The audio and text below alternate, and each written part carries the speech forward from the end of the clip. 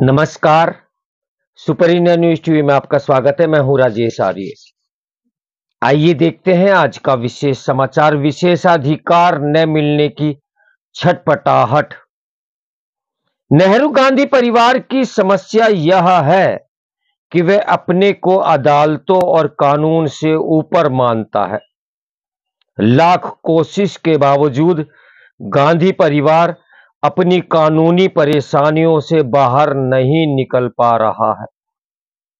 2014 के बाद से ही उसके लिए यह स्थिति पैदा हुई है।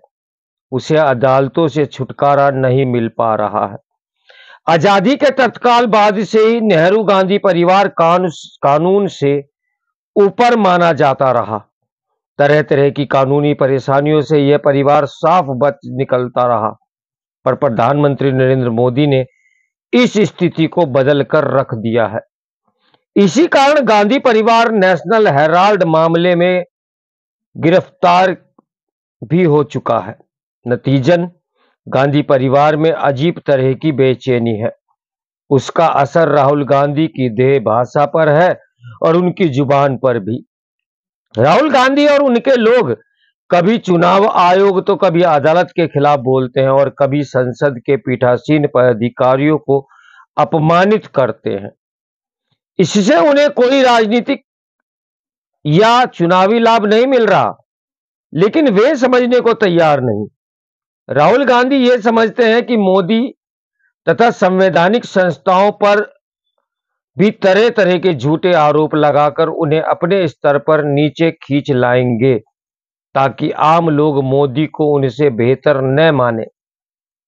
पर ऐसा तो तब होगा जब प्रधानमंत्री के खिलाफ भ्रष्टाचार का कोई प्रमाण हाथ लगे। राहुल गांधी को हवा में तीर चलाने से अब तक तो कोई लाभ नहीं मिला है। उल्टे विपक्षी गठबंधन के अधिकतर दलों ने उन्हें एक विफल नेता मानकर उनसे किनारा जरूर करना शुरू कर दिया है।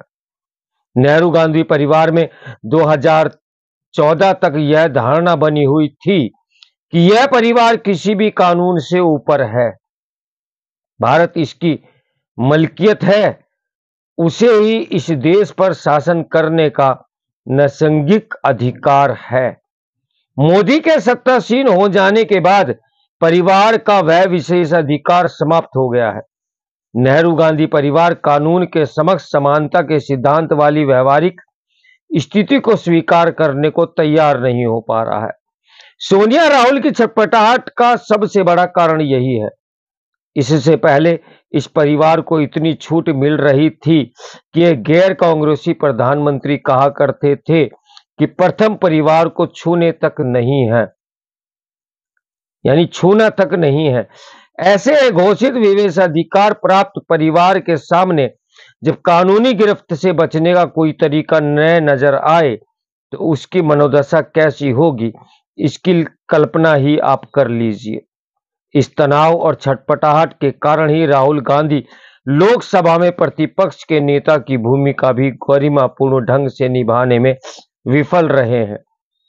यदि प्रतिपक्ष का नेता विवेकपूर्ण ढंग से ठोस तथ्यों पर आधारित अपनी बातें रखे तो जनता के बीच उसकी लोकप्रियता बढ़े, छवि बेहतर हो। पर राहुल गांधी ने अपनी असंगत बोलों तथा असामान्य देह भाषा के जरिए सदन की गरिमा गिराने की जितनी कोशिश की वह अभूतपूर्व है। अपने परिवार के इतिहास के घरों में पल रहे राहुल गांधी ने पूर्वजों के इतिहास के किस्से सुन रखे होंगे। संभवतः अपने प्रति उसी तरह के व्यवहार की उम्मीद वह मौजूदा सरकार से भी कर रहे होंगे। अब यह संभव नहीं। गांधी परिवार पर पहला कानूनी संकट नेहरू के प्रधानमंत्री बनने के बाद ही आया था। 1949 में लंदन में भारतीय उच्चायुक्त वीके कृष्ण मेनन पर जीप घोटाले का गंभीर आरोप लगा। कांग्रेसी नेता अनंत सैनम अयगर की जांच कमेटी ने उन्हें सरसरी तौर पर दोषी माना और विस्तृत न्यायिक जांच की सिफारिश की। न्यायिक जांच के परिणाम स्वरूप सरकार के खिलाफ कुछ असुविधाजनक जानकारियां सामने आने का खतरा दिखा। इसलिए तत्कालीन गृह मंत्री ने 30 सितंबर 1955 को लोकसभा में यह घोषणा कर दी कि जीप घोटाले के इस मामले को बंद कर दिया गया है। 1975 में जब इलाहाबाद हाई कोर्ट ने इंदिरा गांधी के लोकसभा चुनाव को रद्द कर दिया था, तो यह आरोप साबित हो गया था कि चुनाव में उन्होंने सरकारी साधनों का दुरुपयोग किया है। कोई अन्य उपाय न देखते हुए इंदिरा ने 1975 में इमरजेंसी लगा दी और चुनाव कानून बदल दिया। इस तरह उनकी सदस्यता और गद्दी दोनों बच गई। एक अन्य तरह के जीप घोटाले के सिलसिले में 3 अक्टूबर 1977 को सीबीआई ने इंदिरा गांधी को गिरफ्तार कर अगले दिन दिल्ली के मुख्य न्यायिक दंडाधिकारी के समक्ष पेश किया।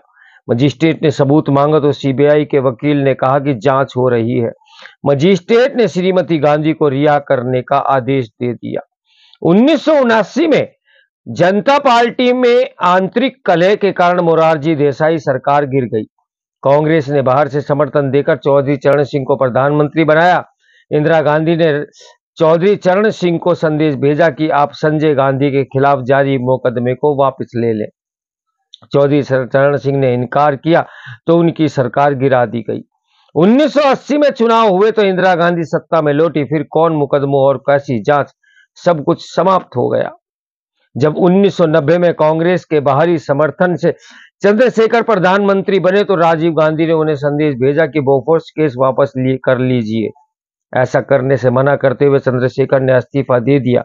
बीते दिनों ये खबर आई कि बोफोर्स मामले को सुप्रीम कोर्ट में सुनवाई हो सकती है। ज्ञात हो कि 2004 में बोफोर्स मामले में राजीव गांधी और संबंधित दलाल को दिल्ली हाई कोर्ट से राहत मिल गई थी। हाई कोर्ट के इस निर्णय के खिलाफ सुप्रीम कोर्ट में अपील करने के लिए सीबीआई को अनुमति नहीं दी गई थी, जबकि एजेंसी के लॉ अफसर ने अपील के लिए इसे एक मजबूत मामला बताया था।